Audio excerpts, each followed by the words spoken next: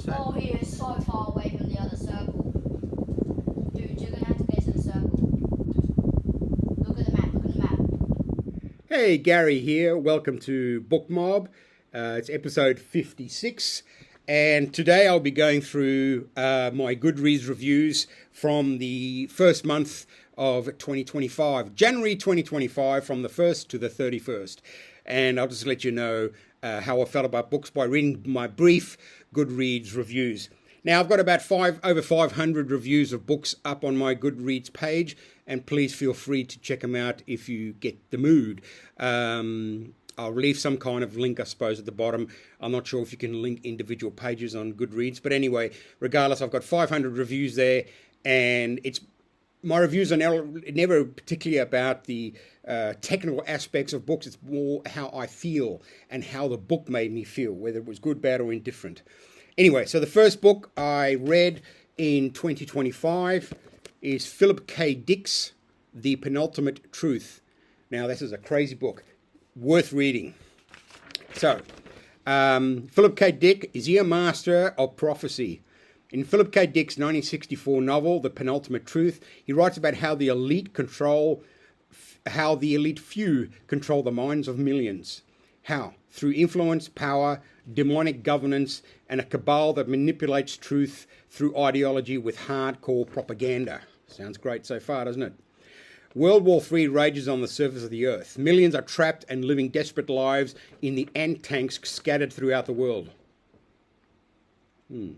Yet, the actual war is over, and it has been over for a while.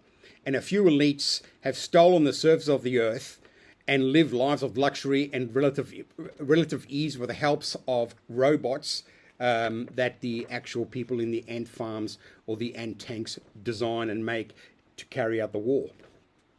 The mass of humanity is forced by the cabal to create the robots who are supposedly fighting the ongoing war on the surface. In fact, the robots, called leadies, serve the surface barons and protect the doorways to the ant tanks.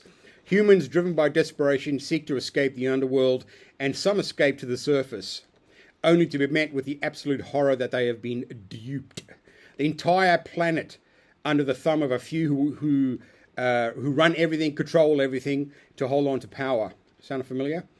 A fantastic critique on power, influence, and how narratives and ideology can easily be controlled by a few to keep the mass of us pigs in the dark. A very entertaining read and a must-all for all tin-foil-hatted conspiracy nuts.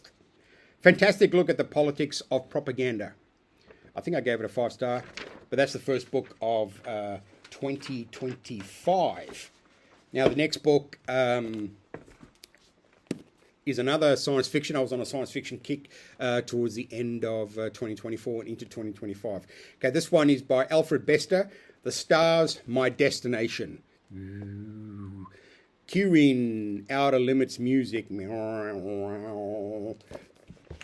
right, so this is my Goodreads review, The Stars, My Destination by Alfred Bester. A story about the class system. A non-entity, Gully Foyle, survives a brutal deep space accident. He survives on the fuel of revenge. A passing ship ignores his SOS, and Gully, alone, locked in a small space, promises to hunt down the captain of the spaceship which left him to die. He escapes to Earth, and in his murderous rage takes on the aristocracy to make them pay for their arrogance. A well-told story that keeps the reader wanting more from Gully.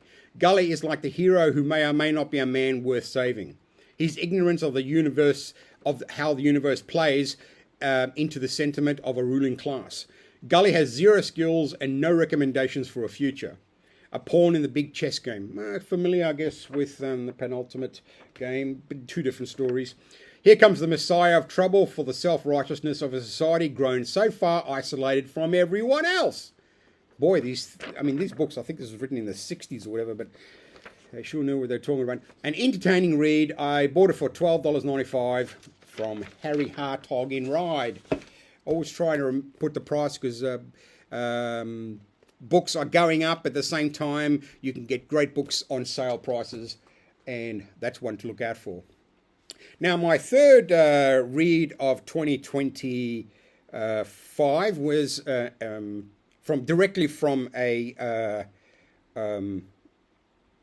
a writer who lives in England, Ian Backhouse, and he sent me a copy of his book, his latest book coming out called Whisper a Prayer. I'm just trying to find the cover. I've never been a big fan of Kindle that much because I don't know. It's so ungainly to use. I just want to show you the cover. Okay, bugger it. Anyway, I'll put a cover up over here. So, Whisper a Prayer. Here's my Goodreads review.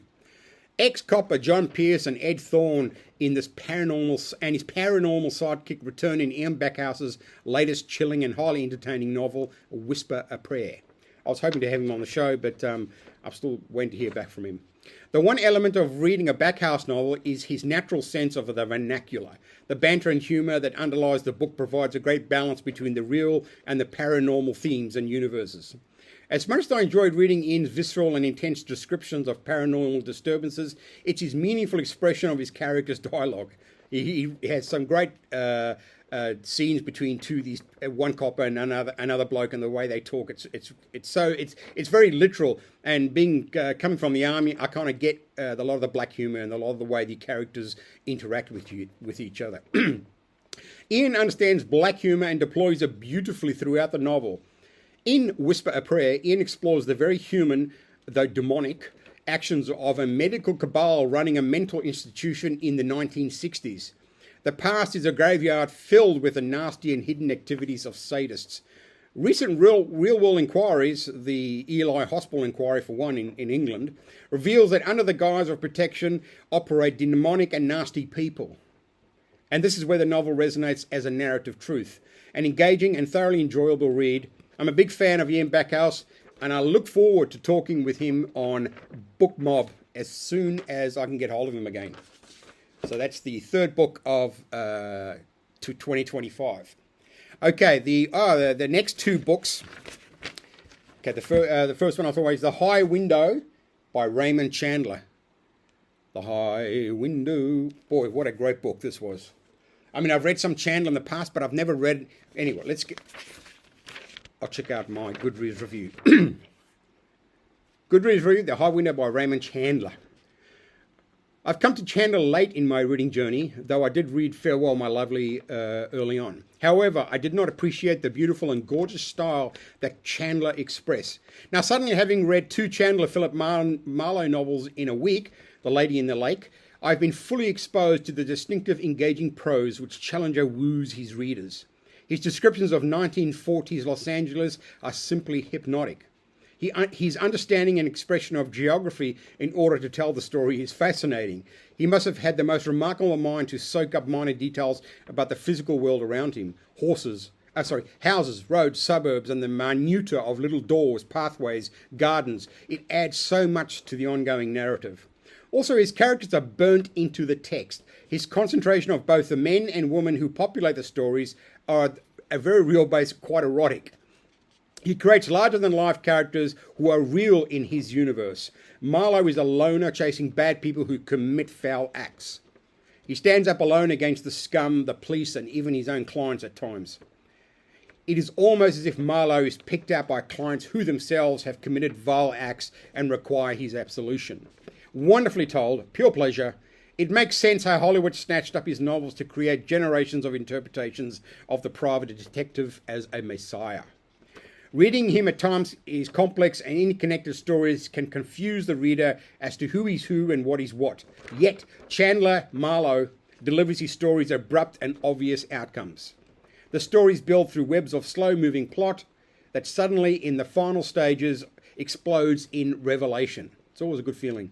Fantastic and beautiful literature. So good and utterly satiating. Brilliant. Bought for $11.95 from Harry Hart Tog Top Ride. Enjoy. So that was Raymond Chandler, The High Window. Just brilliant.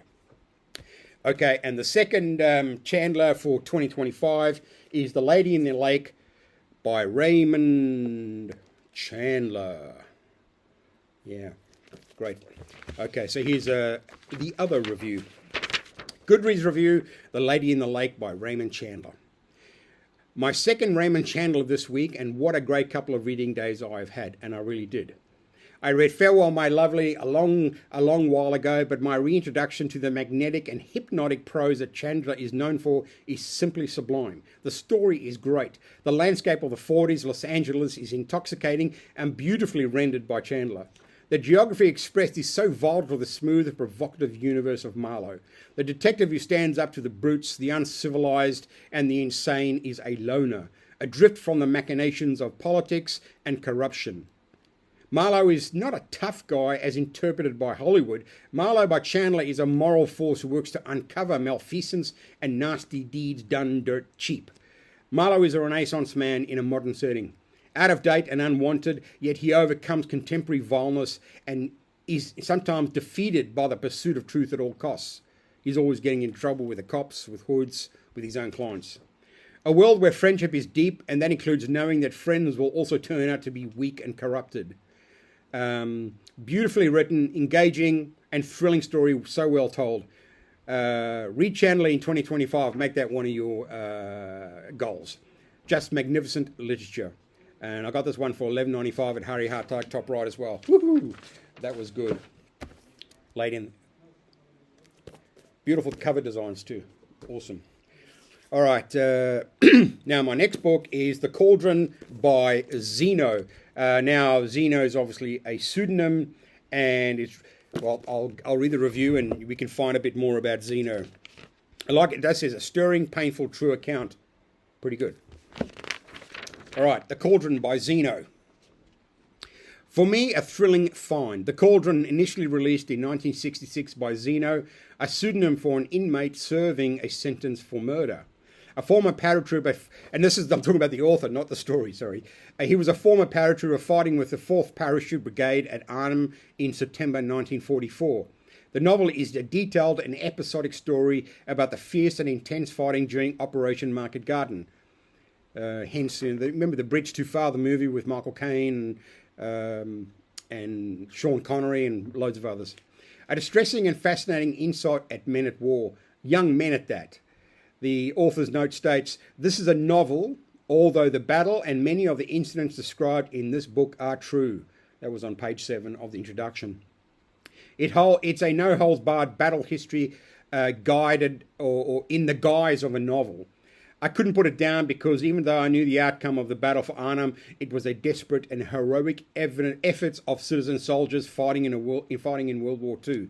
In a sense, the close-quarter battle is perhaps in some way being played out right now in Ukraine at this very moment, which is horrible to think about because the book is extremely violent and visceral. Young men fighting and killing each other in savage combat. The Cauldron pertains to an area of battle where fighting is the most fierce and deadly. Just like at the Battle of Stalingrad, the Germans fought the Russians in a very small areas, where in that case hundreds of thousands died. Hundreds of thousands.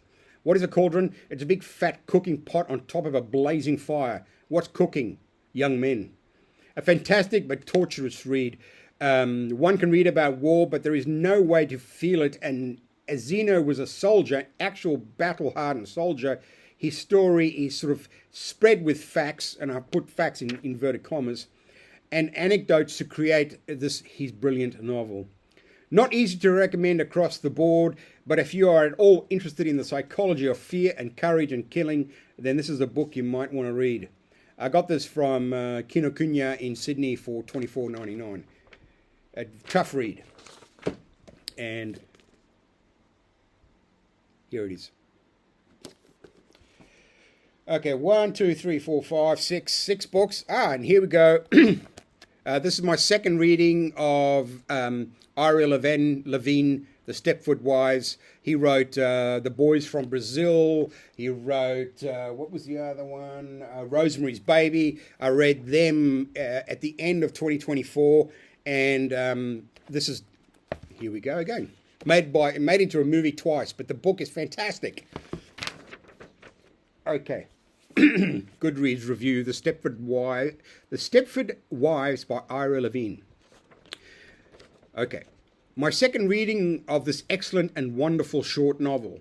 Fantastic story, well told. I mean, it's an art major's dream. The staunch patriarchy at its best, or worst. an insidious and dreadful story about the murder and realiving of suburban wives and mothers. Smooth and sublime narrative that simply keeps you locked in. A beautifully written narrative that I think will draw in a diverse readership.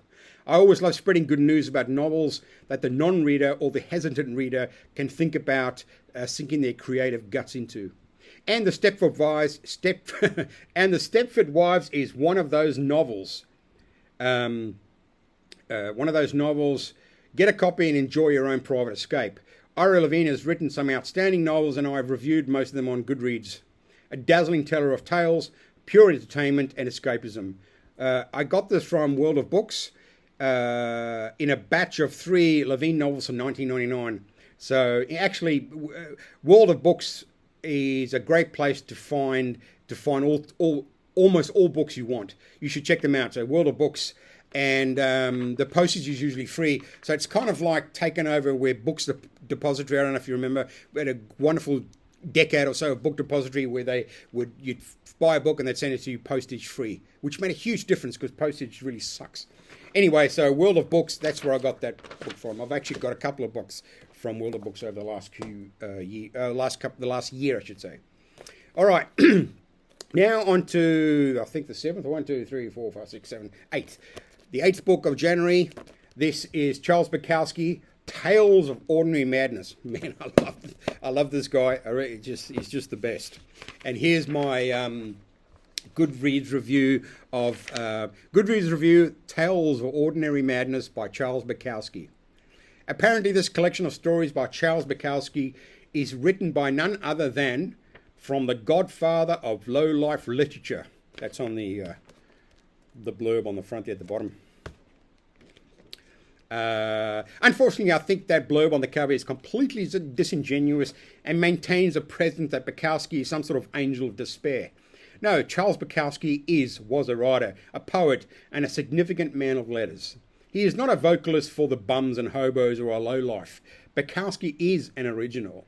The collection is simply great, exhausting and brilliant. I read them with so much joy, entertaining, fun, pure joy. I'm biased because I have been reading Bukowski since I first heard about him in the late 1980s, though it was in the 1990s when I learned to read and love his work more. There are 34 great, inspiring stories in this fantastic collection, and my personal favourite is Cunt and Cant and a Happy Home, page 62 to 69 if you want. If you're a young person looking for an outsider to explore, then this book is for you. A fine and blazing collection that you will ever have the pleasure of reading. Bukowski is the perfect antidote for the TikTok cabal, vicious and superb literature. I highly recommend this book to anyone aged 16 and up. Being young, this collection exposes one of the wonderful horrors of the consumer existence. What a great read. Bought for $11.95 on sale from Harry Hartog, top rider. Enjoy. I says here, P.S. The 1981 film of the same name is based on Bukowski's stories, is great cinema, though not necessarily precise interpretation of these stories. But that film, Tales of Ordinary Madness, is just off the planet. And with Ben Gazzara, you should check it out. It's just wild. It's a great film. Okay, that's that. Next. Obviously, January was a big month for reading, as you can tell. Now, the next one is Stephen Fry's Odyssey. Now, I think I've read, so we've got Stephen Fry's, this is his 4th book in the ancient Greek myths. We started with Mythos, Heroes, Troy, and now Odyssey. After the Battle of Troy, Ulysses and all the other weird characters that were fighting in Troy for 10 years are returning home. So this is the story of Odysseus and his Odyssey. Now, let's check out the Goodreads review. I think I gave it a 5 as well. I think I gave most of these books the 5 so far. And I don't know, giving 5, I just give 5 because I love it, you know. And I just hope that maybe some of my insights can give you, you know, oh, let me read that. Let me give that a go. And if you don't like it, just let me know. Again, please just, you know, if you want to send questions or anything, just send me an email at, what is it, bookmob1966@gmail.com. Bookmob1966@gmail.com. I'll put it down here too. Anyway, Goodreads review, Odyssey by Stephen Fry. Don't get jumpy about this, all right? Because sometimes I get a bit too passionate about my writing. Despite Stephen Fry's visit to support El Presidente Zelensky as part of the celebrity army that makes sure the slaughter and mass death continues in the current Ukrainian war against Russia. Yeah. Yes, I absolutely enjoy Fry's intelligence, wit, and literary output. Odyssey is the fourth book in his brilliant Greek myths marathon, Mythos, Heroes, and Troy. Great reading and so enlightening that I think I'm now expert on the ancient Greeks. A bit of a joke there. Still, Fry's brilliance is the superb way he brought the foundation of Western art and literature into the mosh pit. Utterly engaging, and if you want to have a reading experience that managed to entertain and educate, then this is the book for you. All of you. The cultural history we live in has everything to do with ancient texts. Wonderful stuff. Obviously, I'm taking Fry at his own output. It's not an academic response. I have no idea if his Greek myth interpretations are academically precise, and in many ways I do not give a shit. Suffice to say that I've thoroughly immersed myself in these three fantastic and highly enjoyable, entertaining books. I cannot recommend them enough. Unfortunately, even though I would love young readers to get into Fry's work, I feel that if you force young kids to read something, say at school or even university these days, youngsters would find it tiresome. So through my reviews and thousands of other positive reviews, let's young readers interested in the ancient Greek myths through Stephen Fry. Odyssey is great. Awesome work. Another great read for the start of 2025. My edition also includes beautiful colour plates, 8 double-sided pages between 170, was it 170 and 171? Yeah. So these beautiful. You rarely see this anymore. These, just of art through the ages of people interpreting the various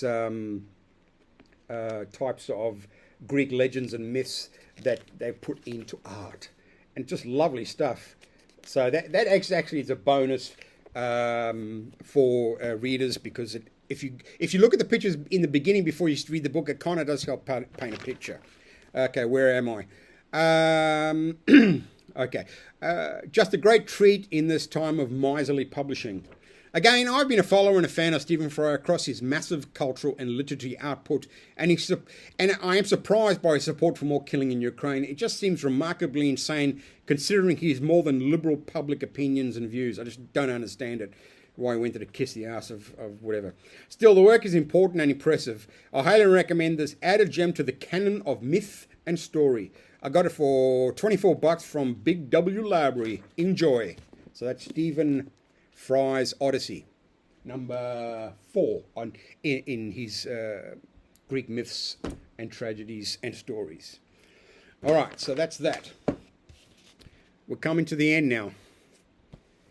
Okay, this is Cameron Stewart, Why Do Horses Run?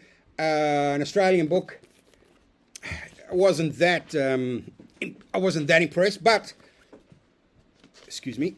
Nevertheless, let's give the Goodreads review, Why Do Horses Run by Cameron Stewart, a run.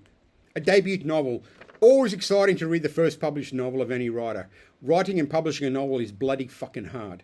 The amount of effort, time and networking required to actually get a book on a publisher's desk is a miracle of the creative endeavour. So when a novel is picked up and published by a leading publishing house, one thinks that the work has jumped through the various hoops required to get it into actual bookshops. Alan Unwin do not mess about when it comes to commercial success.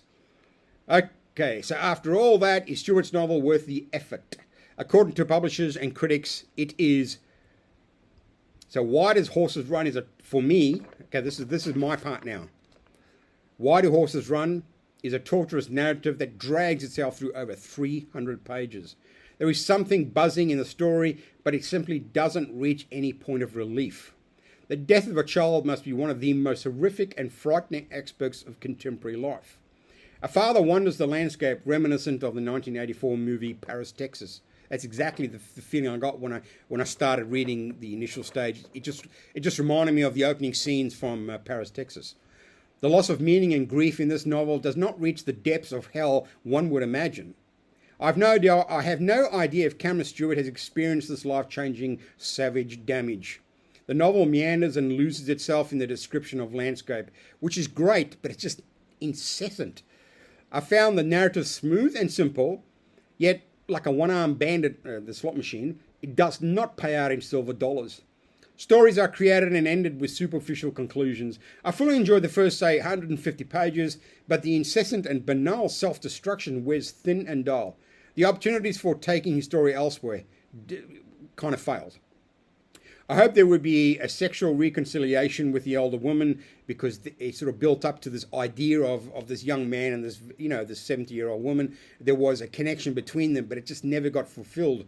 And obviously that's his story, so that doesn't necessarily mean there was any reason to do it. But just as a reader, I was it felt like a good place to go. Anyway, a great opportunity to get some grit into the book, a chance to reinvigorate both of their lives, the characters' lives. Still, that is just my opinion, and I suppose Stewart was attempting to continue the angst of his infinite landscape wandering character. Well written, but a sluggish telling. I got it for $16 from Big W Library. Enjoy. So I think I gave that a 3 on Goodreads. So that's Why Do Horses Run? I guess. Anyway, down to the final 2. If you're still here, boy, was this a good novel. Percival Everett, James. Is this guy prolific or what? I mean, it's just the guy just doesn't stop writing. I mean, look at that. Just mountains of work. Okay, here's my Goodreads review. James by Percival Everett. My first read of a Percival Everett novel. Never heard of him. This writer is prolific AAF. I lost $30 on my Booker Prize winner for 2024. I really thought he would win. I put a bet on it, and he didn't win. He was nominated, shortlisted. Still, it was a bet made in consideration of great storytelling and fine literature. This telling or response to Mark Twain's Adventures of Huckleberry Finn, which came out in 1884, 1885, I think it was published in 2 different places at different times, is an invigorating and entertaining read. For me, I don't want to disparage the literary magnificence of Everett's work, but it is somewhat reminiscent of Django, 2012 Quentin Tarantino's schlock movie commentary on slavery. However, Everett has taken one of America's notable giants of literature and added to the canon by reimagining and exploring and critiquing 19th century literature in the guise of storytelling. A fun and entertaining read. The trials and tribulations of a runaway slave who is so much more than his keepers will ever be aware of. Everett uses character language to frighten the whites. Jim has 2 personalities, the slave personality and his personal authentic personality. Jim is educated and powerful and plays the dumb, uneducated slave in order to get through the day. When his disguise slips, he astounds and confuses the whites. Huck, who perhaps is a slave to determination, is also bewitched by white power. The success of the novel is how the characters face reality and how the so-called biological imperative is simply another white smoke and mirror job. Cheap theatrics and a sociopathic historical existence leads the slave owners and their eager brown shirts to march right over the cliff. Funny and engaging, superb storytelling, and in some literary sense, an historical kick up the ass. Entertaining and engaging, bought for $24 from Big W Library. Enjoy. I loved it. Great book. That was James by Percival Everett.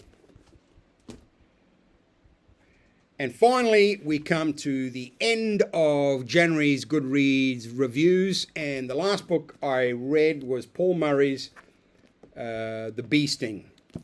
I think this one was also shortlisted for the Booker, but anyway, I think I've got it mentioned in the in the review. Here we go. Goodreads review, The Bee Sting by Paul Murray. I think dose of Irish life. The novel is an episodic narrative covering 2 generations over 20 years, at times ponderous and other times and moments hilarious. Shortlisted for the Booker Prize in 2023, but lost out to another Irish novel, Prophet Song by Paul Lynch, for the grand prize. Family dramas, disasters, close calls and pints. Somewhat engaging, but ultimately far too long for a plain story. The ups and downs of life, selfish teenagers and morbid parents, hiding secrets, and some revelations as the story winds down. I'll let you gauge your own response to the ending. No spoilers here, other than it's a long haul read. well written, but a dragged out narrative that just didn't warm to my temperament. I got it for $18 from Big W Library. Enjoy. All right. So that was January's book haul. Woo-wee. And so what am I reading now? Okay, what have I read so far in February? So February, I've read The Lathe of Heaven, another science fiction by Ursula Le Guin. I found this in I've never ever read a John Grisham novel. I found it at one of the garden libraries up near where I live, and the associate. I probably picked one of his lower impacting novels because it's very long and ponderous. Some interesting aspects, and I'm now reading Gene Wolfe, The Fifth Head of Cerberus, and I hope to get through more books before the end of the February. I started off strong in January, reading so many books because there's so much time off, and there's nothing better than sitting on your balcony with a beer and just looking over and reading. It's a nice thing to do. All right, thanks for coming, and hope you're still here at the end. Please leave me any messages at bookmob1966 at gmail.com, or just say, or put in the comments if you watch it, and I look forward to bringing you another episode in the coming weeks. Thanks a lot. Stay reading, keep reading. See you in the bookshops.